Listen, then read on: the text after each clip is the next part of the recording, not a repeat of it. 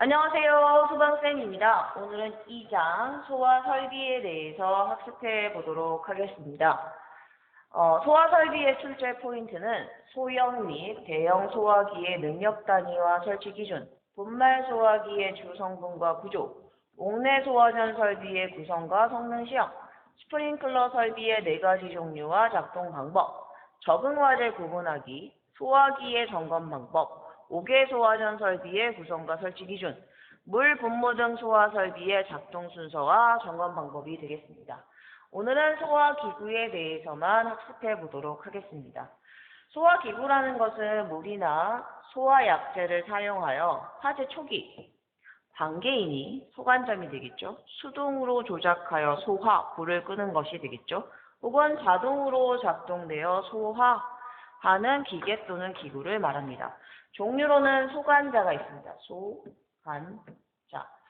소화기는 소화약제를 방사하는 기구로서 사람이 수동으로 조작하여 소화하는 그런 방식이 되겠고, 간이 소화용구는 보조 소화용구로서 투척, 집어 던지는 것이 되겠죠. 에어졸식, 스프레이식이 되겠습니다. 이러한 소화용구 등이 있습니다. 자동 확산 소화기에는 화재를 감지해서 자동으로 소화약제를 방출, 확산시켜주며 국소적으로 했는데, 국소적이 무슨 뜻일까요? 좁은 범위를 의미합니다. 작은 스팟이라고 보시면 됩니다. 좁은 범위 스팟. 이거를 국소적이라고 하며 그 부분을 소화하는 방식이 바로 자동 확산 소화기가 되겠습니다. 다음은 소화기구의 설치 기준에 대해서 보도록 하겠습니다. 소화기는 우리는 소형 소화기와 대형 소화기로 나눌 수 있는데, 소형 소화기의 능력 단위는 1단위 이상이며, 대형 소화기의 경우에는 A급이 10단위, B급이 20단위 이상이 되겠습니다. 소형 소화기 같은 경우는 20m마다 한 대씩 설치를 하고, 대형 소화기 같은 경우는 30m마다 한 대씩 설치를 하면 된다, 이런 의미가 되겠습니다. 소화기를 설치할 때는 구획된 거실마다 소화기를 설치해야 되는데, 바닥 면적이 33제곱미터 이상인 경우가 되겠습니다. 소화기구는 자동 확산 소화기를 제외하고 바닥으로부터 높이 1.5m 이하인 곳에 비치를 하셔야 됩니다. 그래서 여러분들이 1.5m를 꼭 기억해 주시고 33제곱미터도 기억해 주시기 바랍니다. 문제 보도록 하겠습니다. 소화기구는 각 층마다 설치하되 특정 소방 대상물의 각 부분으로부터 한 개의 소화기까지의 보행거리가 나왔습니다. 보행거리면 소형 소화기인 경우에는 얼마였죠? 그렇죠. 20m 이내마다. 대형 소화기는 얼마였죠? 그렇죠. 30m 이내마다 배치를 하시면 됩니다. 다만 가연성 물질이 없는 작업장의 경우에는 작업자의 실정에 맞게 보행거리를 완화하여 배치할 수 있다는 단서 조항이 있습니다. 다음 문제 보도록 하겠습니다.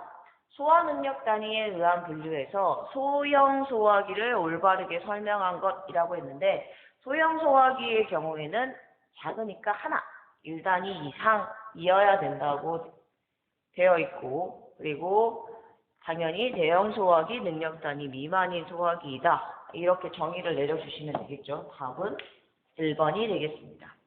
이와 같이 우리가 소형 소화기와 대형 소화기의 개념을 한번 잡아보았습니다. 다음은 대형 소화기, A급 소화기의 능력 단위에 대한 문제가 되겠습니다. 대형 소화기의 A급 소화기의 능력 단위라고 있는데, 대형 소화기의 경우에는 A와 B급이 있었죠. 각각 얼마였죠? 그렇죠. 하나는 10, 하나는 20이었죠. 따라서 답은 1번, 10단위 이상이 되겠습니다. 다음 문제, A, B, C급 대형 소화기에 대한 설명으로 틀린 것은 이라고 있는데, 소화기에는 A, B, C와 B, C가 있습니다. 일단 A, B, C의 경우에는 핑크색이라고 여러분들 기억을 하시면 됩니다. 따라서 핑크색을 우리는 밤홍색,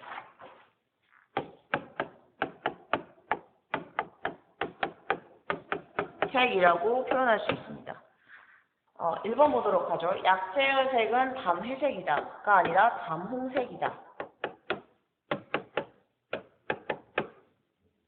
1번이 답이 되겠죠. 주성분은 제1 인산암모늄입니다. 그리고 능력 단위가 A급 화재는 10, B급은 20 단위 이상. 맞죠? 소화 효과는 질식과 부촉매이다라고 되어 있는데 A, B, C급 대형 소화기는 분말 소화기입니다. 분말이라고 하면 가루로 되어 있기 때문에 당연히 여러분들 가루약 먹어보셨겠죠? 목구멍으로 넘어갈 때 조금 답답한 느낌이 있습니다. 따라서 질식이라고 연결지어서 기억하시면 되고, 분말 소화기 자체는 부촉매 효과가 있습니다. 억제 효과. 즉 화학 반응이 일어나기 때문에 부촉매 효과가 있구나, 억제하는 효과가 있구나라고 기억을 해주시면 되겠습니다.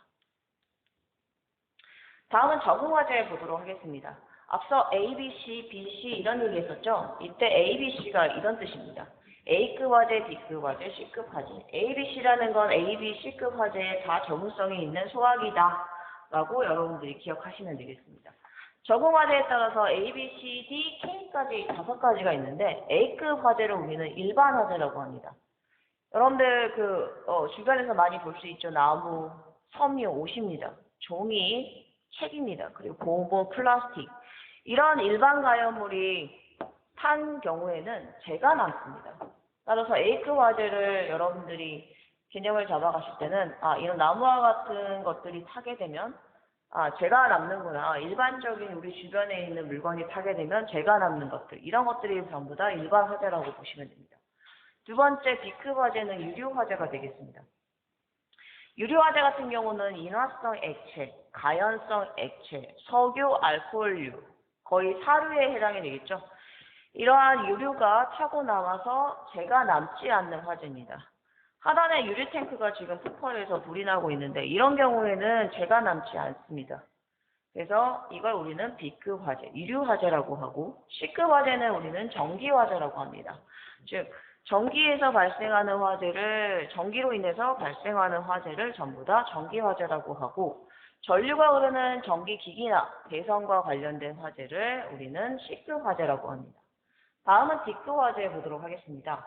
D급 화재는 금속 화재라고 하고, 마그네슘, 나트륨, 칼륨, 마그네슘, 나트륨, 칼륨 등과 같은 금속에서 자연 발화, 스스로 불이 붙는 것가 되겠죠.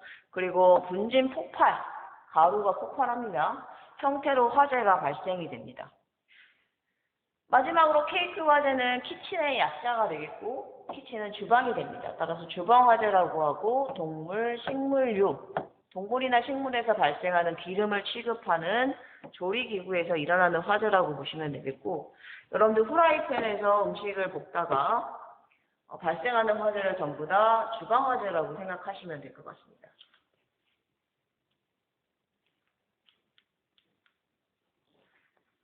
그렇다면 유류 화재랑 주방 화재의 차이점이 무엇일까요? 유류 화재랑 주방 화재 이렇게 있는데, 주방에서 사용하는 이런 동식물류,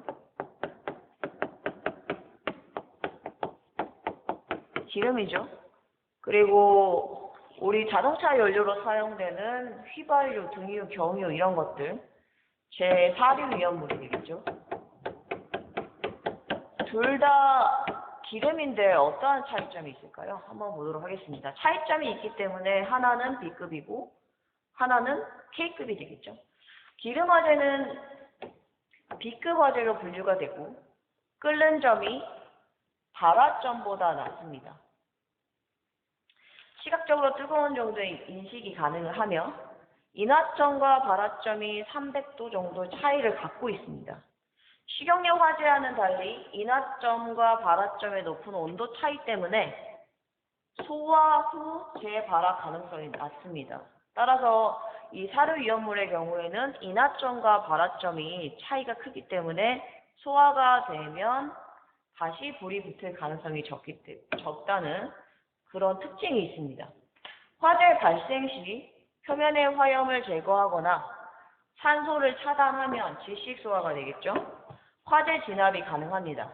일반 소화기, 즉 ABC 소화기로도 소화가 가능한 것을 우리는 유료 화재라고 합니다.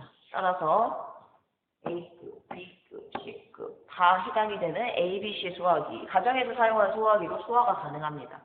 하지만 주방 화재의 경우에는 K급 소화기를 써야 됩니다. 즉 ABC 소화기로도 물론 불꽃의 크기가 작은 경우에는 AB 소화기로도 물론 소화가 가능하지만 불의 규모가 커졌을 경우에는 K급 소화기로만 화재 진압이 가능하다라는 특징이 있습니다. 식용유는 자연 발화하는 특징이 있습니다. 인화점이라는 것은 불꽃을 가까이 할 때 화재 발생이 가능한 온도이며, 자연 발화점이라는 것은 점화원 없이 스스로 화염이 발생하는 온도가 됩니다. 이 두 가지 인화점과 자연 발화점이 아주 낮지 않습니다. 따라서 소화한 후에도 재발화 가능성이 높아 위험하다는 특징이 있습니다. 동시에 끓는 점, 끓기 시작하는 온도가 되겠고, 발화점, 물질의 연소 시작 온도보다 높아 식용유가 끓어올라 시각적으로 위험을 느끼기 전에 불이 붙어버리는 상황이 발생할 수 있습니다. 그래서 화재 발생 시 산소를 차단하는 질식 소화와 더불어 온도를 발화점 이하로 낮추어주는 냉각 소화 작용을 할 수 있는 소화 방법이 필요합니다. 따라서 유류화재와는 큰 차이점이 있겠죠. 유류화재 자체는 화염을 제거하거나 질식 소화로 충분히 소화가 가능하지만, 주방 화재 같은 경우는 질식 소화와 더불어 온도를 발화점 이하로 낮춰주는 냉각 소화 작용이 필요하기 때문에 K급 소화기를 이용해서만 화재를 진압할 수 있다라고 기억을 해주시면 되겠습니다. 소화기의 종류 보도록 하겠습니다. 종류에는 분말 소화기, 이산화탄소 소화기, 할로겐 소화기가 있습니다. 분말 소화기의 경우에는 A, B, C급 화재에 적응성이 있고 B, C급에 적응성이 있는 두 가지로 살펴볼 수 있는데, A, B, C급 적응 화재에 적응성이 있는 소화기의 주성분은 제1인산암모늄입니다. 색깔은 분말의 색깔이 핑크색이고 오리말로는 다몽색이라고 보시면 되겠습니다. B, C급의 경우에는 탄산수소 나트륨과 탄산수소 칼륨, 뒤에서 앞으로 이렇게 읽어주시면 됩니다. 혹은 탄산수소 칼륨의 요소가 들어있는 이렇게 세 가지로 나누어서 볼 수 있습니다. 소화 효과의 경우에는 여러분들이 감기에 걸렸을 때 가루약을 먹어보신 적이 있을 겁니다. 가루약을 먹다 보면 목이 막히는 느낌이 있습니다. 그걸 우리는 질식이라고 생각하시면 됩니다. 따라서 질식과 부촉매, 화학식으로 이루어져 있기 때문에 연소를 억제하는 효과가 있다, 부촉매 효과가 있다, 이렇게 연결지어서 이해하시면 될 것 같습니다. 이산화탄소 소화기에 대해서 보도록 하겠습니다. 소화기의 외형은 이와 같이 생겼고 중간에 이렇게 CO2라고 적혀 있습니다.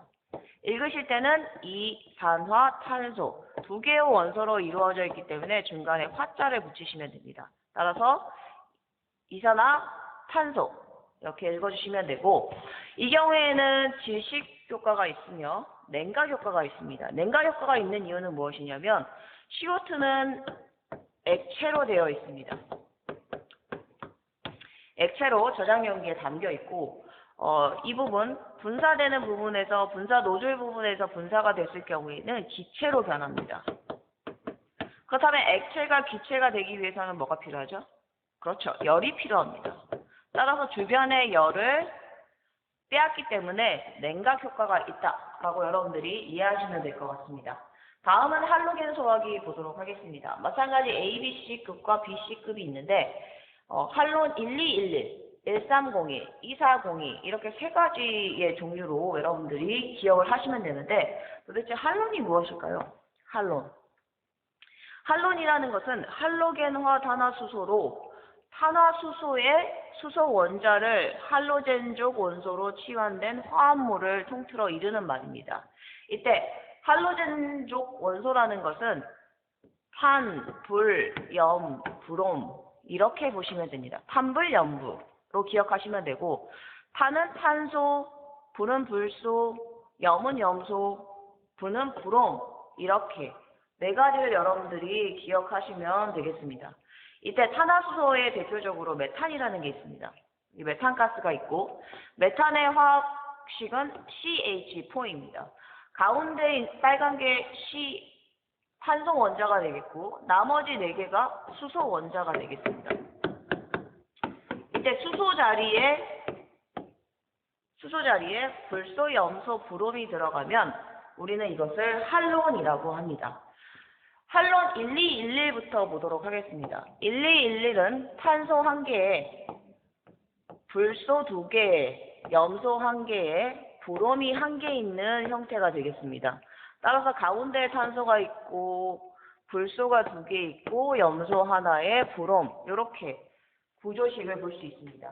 할론 1301 같은 경우에는 탄소가 1개가 있고 불소가 3개가 있습니다. 그리고 0이기 때문에 염소는 없습니다.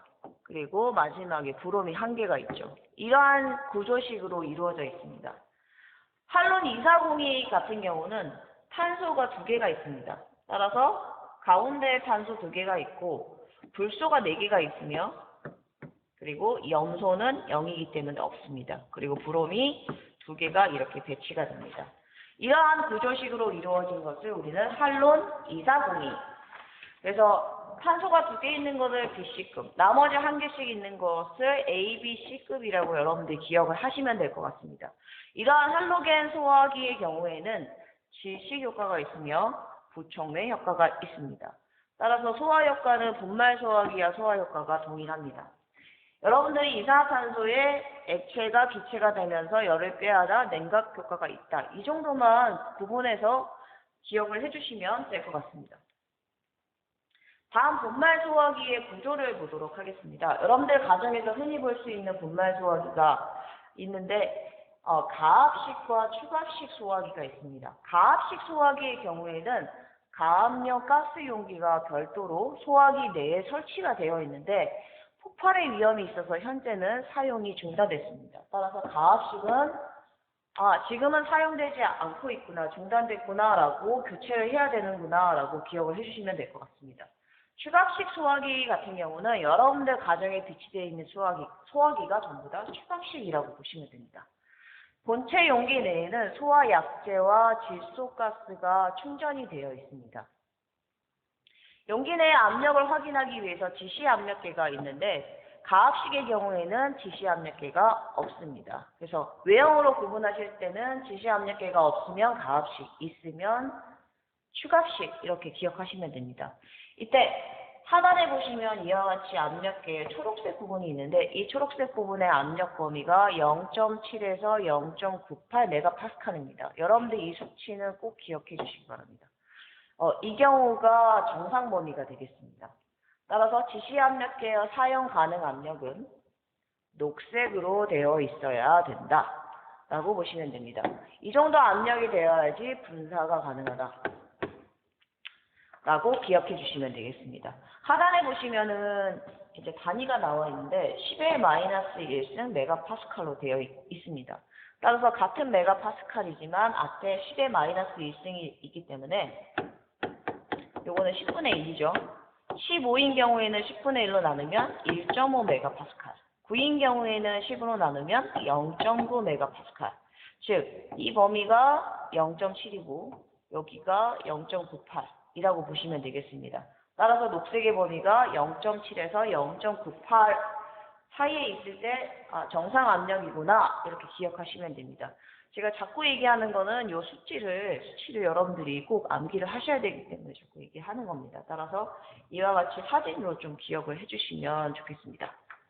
내용연수 보도록 하겠습니다. 내용연수는 이제 10년인데 내용연수가 지난 제품은 반드시 교체를 하거나 혹은 더 쓰고 싶다라고 하면 성능검사 시험을 맡겨야 됩니다.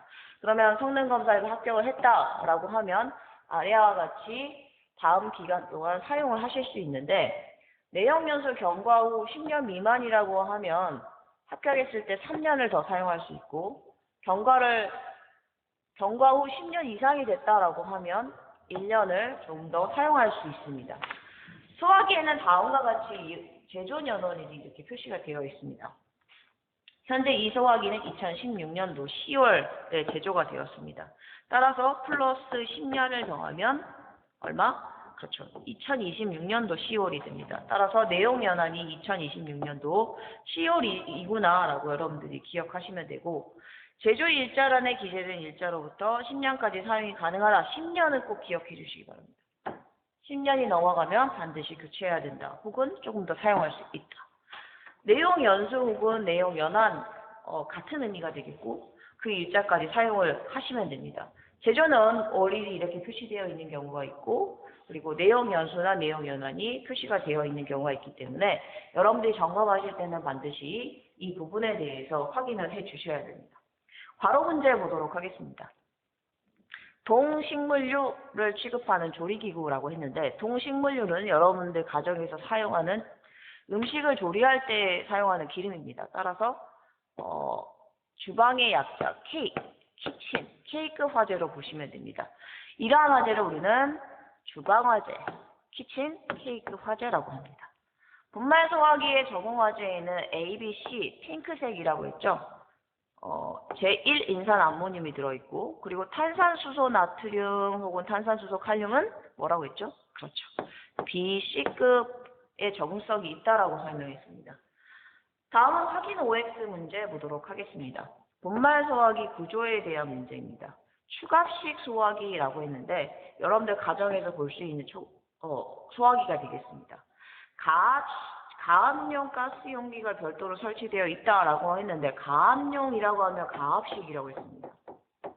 가압식 소화기. 그러면 말이 안 되죠? 상반되는 그런 용어가 되겠습니다. 설치되어 있으면 시간이 지나면 부식되어 폭발의 위험이 있다. 폭발의 위험이 있고 현재 사용이 중단됐다. 그러면 가압식 소화기가 되겠죠. 따라서 추갑식이 아니라 가압식이기 때문에 답은 X가 되겠습니다. 추갑식 소화기의 사용 가능 압력 범위는 아까 초록색 부분 얘기했습니다. 초록색 부분 얼마였죠? 그렇죠. 0.7에서 0.98 메가파스칼이었습니다. 색깔은 적색이 아니라 무슨 색? 녹색이 되겠습니다. 답은 X. 이렇게 문제를 풀어주시면 되겠습니다. 그러면 가압식 소화기와 추갑식 소화기를 조금 더 살펴보도록 하겠습니다. 좌측에 있는 걸 우리는 가압식 소화기, 우측은 추갑식 소화기라고 보시면 됩니다. 구분하실 때 어떻게 구분하라고 했죠? 그렇죠. 여기 게이지를 보시면 됩니다. 게이지. 여기 게이지입니다. 소화기 몸체에 별도의 게이지가 있으면 추갑식 소화기, 게이지가 없으면 가압식 소화기로 보시면 됩니다. 가압식 소화기의 단점은 뭐냐면 한 번 약재가 방출이 되면 다 될 때까지, 다 나올 때까지 계속돼서 약재가 방출되기 때문에 한 번 쓰고 나면 충전하거나 아니면은 교체를 해 주셔야 됩니다. 하지만 추갑식 소화기에는 손잡이를 누를 때만 약재가 방출이 되기 때문에 여러 번 쓸 수 있다는 장점이 있습니다. 그리고 게이지가 있기 때문에 가스 충암 여부를 확인하실 수 있고, 만약에 압력이 낮다 그러면 압력을 높여 주셔야 됩니다. 어디까지? 녹색 부분까지. 가압식 소화기의 경우에는 저장용들이 노후화됐을 경우에는 폭발 위험이 있기 때문에 더 이상 쓰고 있지 않다라고 했습니다. 추갑식 소화기의 경우에는 추갑이 빠지면 약재를 방출할 수 없기 때문에 이 부분이 녹색인 것을 반드시 확인해야 됩니다. 혹은 노란색이나 빨간색 부분도 있는데, 노란색 부분은 압력이 적은 것이고 빨간색 부분은 너무 압력이 높은 것이 되겠습니다. 과압이 나는 것이죠. 이번 시간에는 소화기구에 대해서 우리가 살펴보았습니다. 다음 시간에는 자동 소화 장치에 대해서 학습해 보도록 하겠습니다. 수고 많으셨습니다. 안녕.